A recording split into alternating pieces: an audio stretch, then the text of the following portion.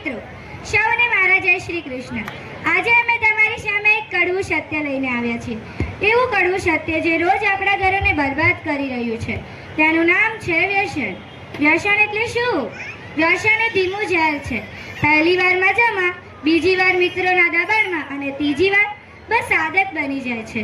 તો અમે આ નાટક દ્વારા તમને બતાવીશું કે એક સારો એવો સુખી પરિવાર વ્યસનના કારણે કઈ રીતે વેરવિખેર થઈ ગયો અને હિંમત રાખીને આ અંધારામાંથી કઈ રીતે બહાર નીકળી શકાય. તો ચલો આપણે જોઈએ આ નાટક એક ભૂલની સજા.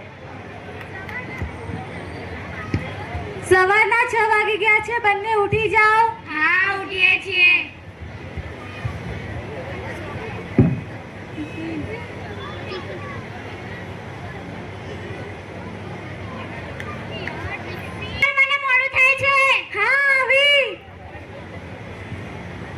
લો તમારું ટિફિન.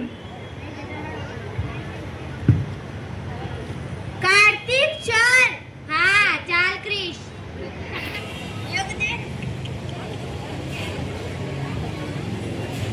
બસ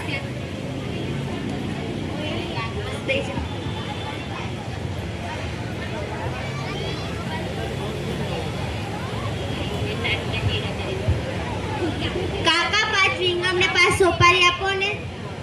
લે કાર્તિક, લાય. ક્રિશ, તારે ખાવી છે? મારે નથી ખાવી, તમે પણ ના ખાઓ. જાણે તેણી આમ તારી પંચાયત કર, આગળ જા. Good morning ma'am. Good morning. ચલો આજે આપણે વિજ્ઞાનનો 7મો પાઠ શીખીશું, વ્યસનથી થતું નુકસાન. અને જે કાલે લેસન આપ્યું હતું એ બતાવજો અને ડાયરીમાં સાઈન કરવા આપી હતી. આદિત્ય, તે લેસન કર્યું? હા. અને સહી કરાવી? પણ સહી તો મેં જાતે કરી હતી. હું પણ આવું જ કરીશ. લેસનનું તો જોઈ લેશું. કાર્તિક અને આદિત્ય બંને ચાલુ ક્લાસમાં વાતો ના કરો. જાને અહીંથી. શું બોલ્યો એ? એવું બોલ્યો, જાને અહીંથી. ઊભો થા, તું ઊભો થા. પાઠમાં આ ક્યાં બતાવી? ખબર. લેસન કર્યું તે? ના. કાર્તિક, તારી હરકતો દિવસે દિવસે વધે છે. કાલે તારા મમ્મી કે પપ્પા સ્કૂલમાં જોઈએ.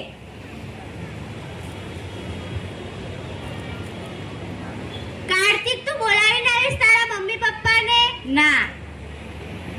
બાય, હું ઘરે જઈને મમ્મીને અને રાત્રે પપ્પાને કહીશ. જાને તેણી તારી પંચાયત.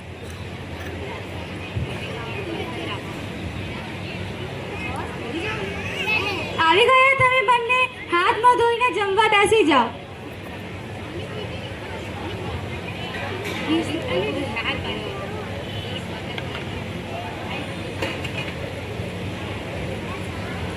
મમ્મી, તને ખબર છે આજે શું થયું? આજે તો ભાઈને ટીચર બોલ્યા, તને અને પપ્પાને કાલે સ્કૂલમાં બોલાવ્યા છે. કેમ કાર્તિક? કઈ નહીં, એ તો ચોપડીની બુક બાઇન્ડિંગ નથી ને એટલે. સારું.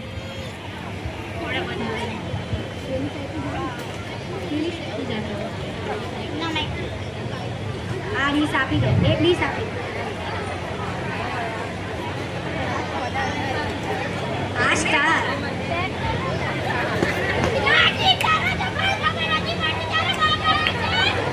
આ તમે રોજ રોજ કોના ઘરના દરવાજે ખખડાવો છો? ચાલો અંદર, ચાલો અંદર, ચાલો.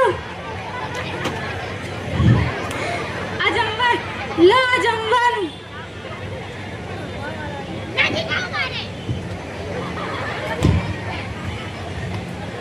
આ શું રોજ રોજ ના ધતિંગ બાંધી રાખ્યા છે?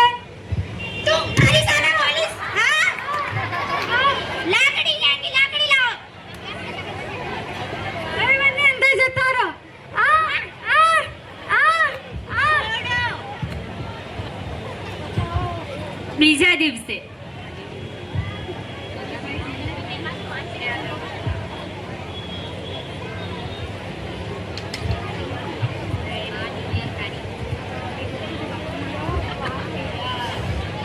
તમે લોકો થોડી આવવાનું. બેન, હું અંદર આવું? આવો ને. શું કર્યું કાર્તિકે? એવું પૂછું, શું નથી કર્યું? ક્લાસમાં ગાળાગાળી કરવી, વાતો કરવી, લેસન ના કરવું અને કાલે તો હદ જ પાર કરી નાખી. મને છે કહે છે કે ક્લાસની બહાર જતો રહો. હવે શું કરું? આને સર્ટી આપી દઉં? ના ના, તમે સર્ટી ના આપતા. એના પપ્પાએ તો એમની જિંદગી બરબાદ કરી નાખી, પણ એમને તો નથી કરવાની ને. જોઈએ. તમારી પરિસ્થિતિ જોઈને આને સર્ટી નથી આપતી. કાર્તિક, હવે એવું ના થવું જોઈએ, સમજ પડી?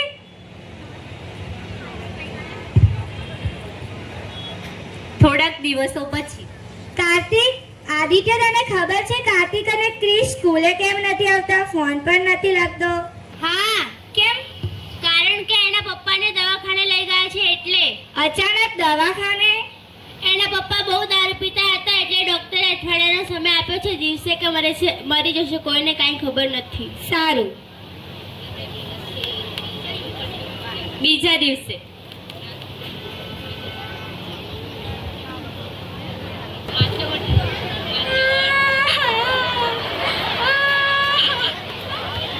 પપ્પા, ઓ પપ્પા, તમે કેમ જતા રહ્યા? કાર્તિક, બંધ થઈ જા. તારા રોવાથી તારા પપ્પા પાછા તો નહીં આવી જાય, જેવી ભગવાનની ઈચ્છા.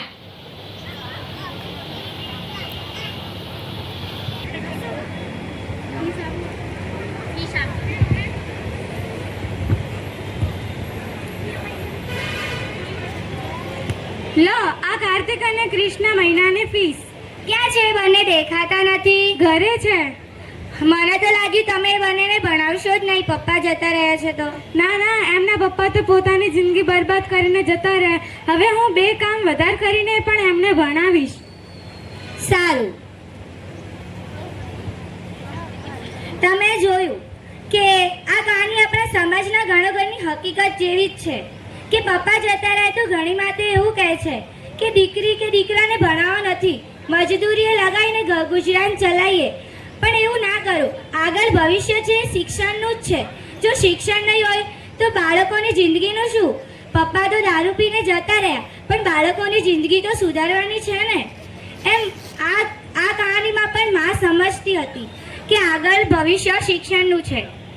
એ માતા બંને દીકરાઓને ખૂબ મહેનત કરીને ઘરકામ કરીને ભણાવે છે. પણ એ બંને દીકરાઓ માતાને શું ફળ આપશે? તમે લોકો આજકાલ જોતા જ હશો કે આગળ બધું એઆઈથી ચાલે છે. એઆઈનું નામ તો સાંભળ્યું જ હશે.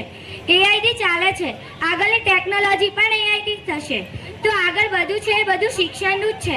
તો હાથ જોડીને વિનંતી કરું છું કે નાની ઉંમરે પપ્પા જતા રહે છે, પણ દીકરી કે દીકરાને ભણાવો અને આગળનું ભવિષ્ય સુધરાવો.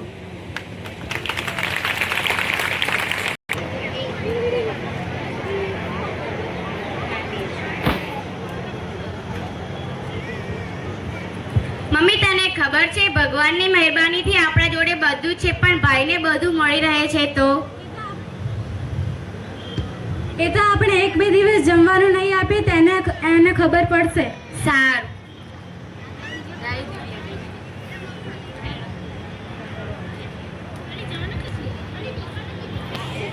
મમ્મી, ખાવા આપ. નહીં આપું. 1-2 દિવસ જમવાનું નહીં મળે ત્યારે ખબર પડશે. જાતે કમાઈને ખા. ખબર છે તને ક્રિશે ચડાઈ છે ને, કૃષ્ણ તો હું જોઈ લઈશ. જો કાઢી મૂકે ને ઘરથી. જવા દે ને, એ લોકો તો હું જોઈ લઈશ. ચોરી કરવાનું વિચાર્યું? એ તો એમ જ વિચાર છે, કાલે વિચારીને કહું. સારું. વિચાર્યું? પેલા શેઠિયાન ઘેર જઈએ. ના ના, હું પણ 3 વર્ષ જેલમાં રહીને આવ્યો છું. હું તાર જેવો ગાંડો નથી કે પકડાઈ જઈશ. એવી રીતે ચોરી કરીશ કે પકડાઈ છે જ નહીં. ધ્યાનમાં રાખજો, હું તો બીજું ઘર શોધી લઈશ. હા.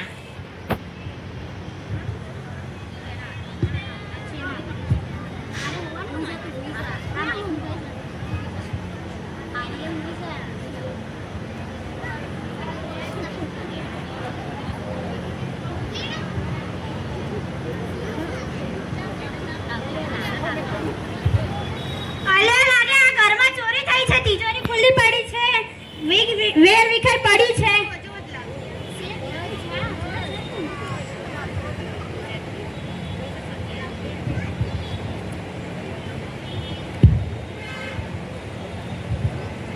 આવો આવો શેઠ, આજે તમારા પાવન પગલા અમારા સ્ટેશનમાં. અરે એ બધું તો છોડો, મારા ઘરમાં ચોરી થઈ છે. એ અમે જોઈ લઈશ. અરે આ તો ભાઈનું જ કડું છે. સોલે કઈ મળ્યું? ના, એ તો અમે જોઈ લઈશું.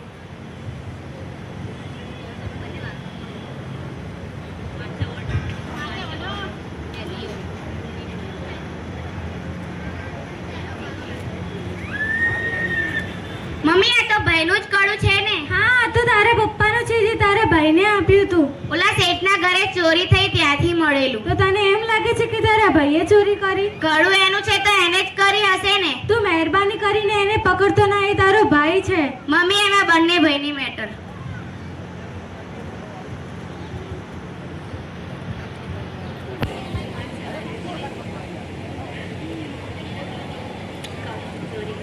ચોરી કરી? હા. ક્યાં સંતાડ્યો છે માર? એ તો સંતાડ્યો છે. ઊભો થા ડીએસપી આયા છે. ડીએસપી હશે એના ઘરનો, મારા સામે તો નાનો છે ને નાનો જ રહેશે. ભાઈ તમે ચોરી કરી? કેમ તા ભાગ જોઈએ છે? શેઠના ઘરેથી આ કડું મળેલું. તે મારું કડું ચોરી કર્યું? અલ્યા મને વાત મળી છે કે તારા ભાઈએ મારા ઘરે ચોરી કરી છે ને તે મને કીધું બી નહીં. ખબર નથી પડી. તમે જોઈ લેશું.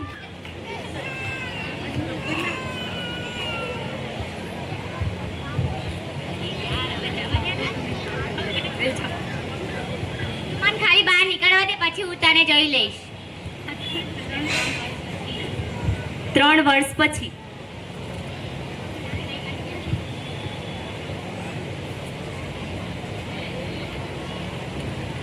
શેઠ તમારી બીકથી મને કોઈ કામ નથી આપતું. કોણ કામ આપે? તું પહેલા મારા ઘરે આવીને ચોરી કરે, પછી તું મારા જોડે જ કામ લેવા આવે. જા, તને આ ગામમાં કોઈ કામ નહીં આપે. શેઠ આજ પછી આવું નહીં થાય. કામ આપી દે. કોઈ જ કામ નહીં આપે. જા તું. શેઠ આવું ના કરો. કામ આપી દે. ના ના, તને કામ નહીં મળે. જતો રહે. જા, ચાલ તું અહીંયાથી.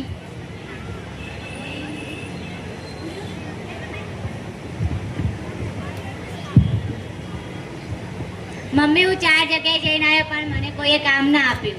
તું વ્યસન કરે છે ને એટલા માટે તને કોઈ કામ નથી આપતું. તું વ્યસન છોડી દે. હું છોડવાની કોશિશ કરું છું પણ નથી છૂટતું.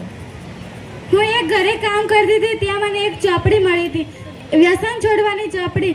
તારા પપ્પાને તો કઈ કામે આવી નથી, એટલે તું આ ચોપડીમાંથી વ્યસન છોડવાની કોશિશ કરજે. સારું.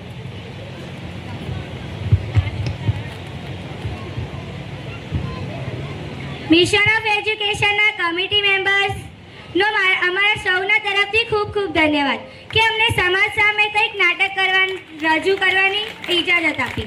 અને તમારા સૌનો પણ ખૂબ ખૂબ ધન્યવાદ કે અમને સાંભળ્યા અને સમજ્યા. હું તમને આવી જ એક બીજી કહાની સંભળાવીશ. તેનું નામ છે 3 ચિઠ્ઠીની કહાની. પહેલી ચિઠ્ઠી 20 વર્ષનો દીકરો. એક 20 વર્ષનો દીકરો જ્યારે પહેલી વાર સિગરેટ પીવે છે. મિત્રો કહે છે ટ્રાય કર, મર્દ બન. પણ એને નથી ખબર કે તેને તેના શ્વાસને તેની જિંદગીની પ્રથમ ચિઠ્ઠી લખી છે. તેમાં લખ્યું હોય છે હું તને ધીરે ધીરે મારી નાખીશ. બીજી ચિઠ્ઠી 30 વર્ષનો પતિ. એ જ વ્યક્તિ 30 વર્ષનો થાય છે, લગ્ન થાય છે, પણ આ શું રોજ દારૂ પીને ઘરે આવે છે. દરવાજે ઊભી તેની પત્ની આ બધું જોતી હોય છે. તે તેની જિંદગીની બીજી ચિઠ્ઠી તેના સપનાઓને લખે છે. તેમાં લખ્યું હોય છે મને માફ કરી દેજે, હું તને પૂરા નહીં કરી શકું. ત્રીજી ચિઠ્ઠી 40 વર્ષનો બાપ. એ જ વ્યક્તિ 40 વર્ષનો થાય છે, પણ આ શું તે હોસ્પિટલના બેડ ઉપર છે. ડૉક્ટર આવીને કહે છે તમારું લીવર ખરાબ થઈ ગયું છે, વધારે નહીં જીવી શકો. બાજુમાં 10 વર્ષનો દીકરો આ બધું સાંભળતો હોય છે. તે બાપ પોતાના દીકરાનો હાથ પકડીને તેના હાથમાં તેની જિંદગીની ત્રીજી અને અંતિમ ચિઠ્ઠી મૂકે છે. તેમાં લખ્યું હોય છે દીકરા મને માફ કરી દેજે, તારો બાપ હારી ગયો પણ તું જીતી જજે.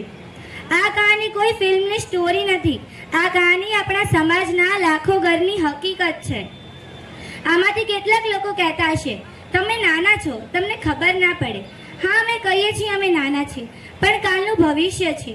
જો કાલનું ભવિષ્ય જ બરબાદ થઈ જશે તો આવનારા વર્તમાનનું શું? તમે આજે 10 રૂપિયાની બીડી પીવો છો, તેના રાખમાં કાલે અમારા સપના ભસ્મ થઈ જશે. તમે આજે દારૂ પીવો છો, તેના નશામાં કાલે અમારું ભવિષ્ય ડૂબી જશે. તમે આજે મસાલા અને સોપારી ખાઓ છો, તેના કેન્સરમાં કાલે આપણો પરિવાર મરી જશે. અમે કાલનું ભવિષ્ય છીએ એટલે કહીએ છીએ. તમે અમારી રેસ જુઓ છો પણ અમારો હાથ પકડીને દોડાવતા નથી. દોડાવતા નથી.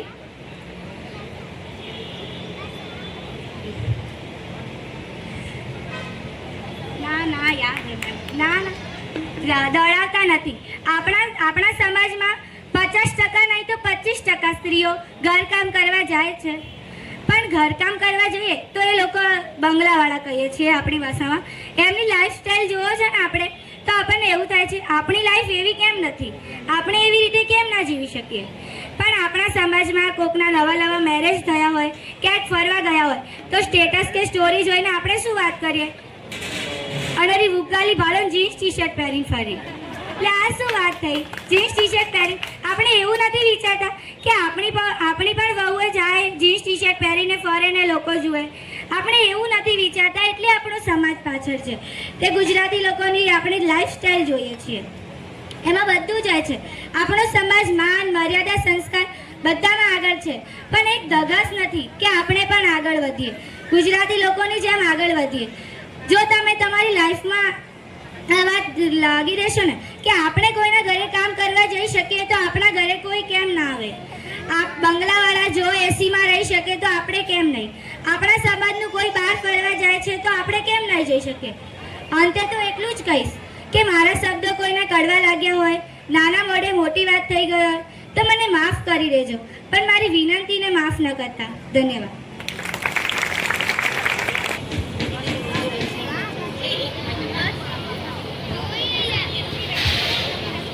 છોડો વ્યસન, બચાવો જીવન, કારણ કે અમે છીએ કાલનું વચન.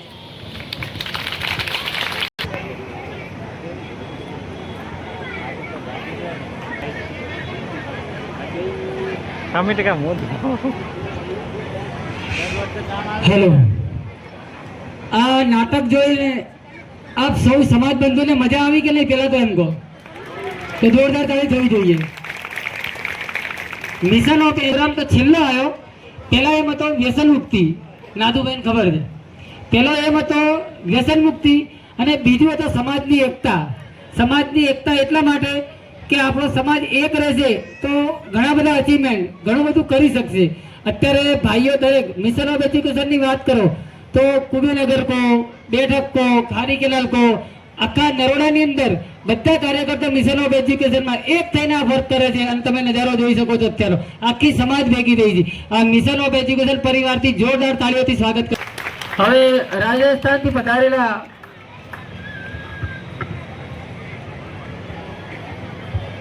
કે જેમનું હુલામણું નામ કહેવાય છે